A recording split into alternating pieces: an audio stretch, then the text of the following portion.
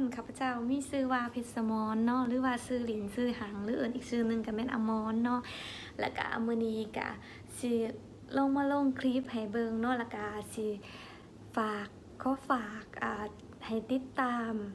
เพจฮังมี่เนาะแล้วก็อยู่ใน YouTube ก็สิเฮ็ดบล็อกลงก็คือฮังมี่ชาแนลเนาะก็ฝากเด้อเพราะว่าเฮาสิเฮ็ด challenge เกี่ยวกับการแต่งหน้าจังใดที่ว่าบ่ใส่แป้งหมายความว่าบ่ใส่แบบแป้งใส่แต่มือแต่ก็สามารถเฮ็ดให้หน้าเฮานี่งามได้แล้วก็ไบรท์ได้เนาะมันก็มีทริคหลายๆอันที่ว่าอมรเองเนาะที่ว่าเป็นคนที่ว่ามักสรรหาแนวที่ว่าเฮ็ดจังได๋มันสบายเฮาเฮ็ดจังได๋ที่แบบว่า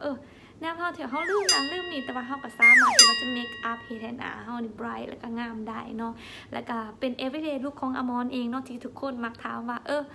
แบบมีรุ่นน้องกับส่วนหลายก็มักถามว่าแต่งหน้าจังได๋ที่ว่า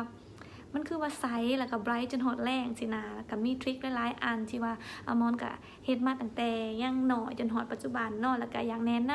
ำสาวๆที่ว่าเด็กน้อยขึ้นใหม่เนาะที่ว่าส่วนหลายปัจจุบันนี้ก็สังเกตว่าก็มักแบบว่าประมาณว่าทาแป้งจังซี่นะมันก็ถามว่าทาแป้งนี่มันงามบ่แน่นอนเนาะมันก็งามเนาะแต่ว่ามันสิเฮ็ดให้ผิวหน้าของเฮานี่เกิดมีห้อยไวกว่าอายุของเฮาเพราะว่าส่วนหลายแล้วถ้าแป้งหลายเนาะมันสิเฮ็ดให้เฮานี่เวลายิ้ม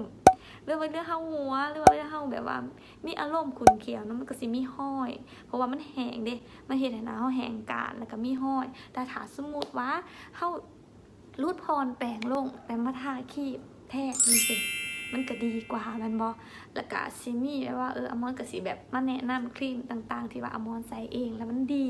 ก็เลยอยากมารีวิวซึ่งว่าบ่ทันมีไฟจ้างเด้อแต่ว่าก็อยากรีวิวก็อยากมาลองว่าทริคนี้มันอาจจะดีกับทุกคนจังซี่นะจึงได้ก็ฝากติดตามแน่เด้อในเพจ Facebook ฮังมี่แล้วก็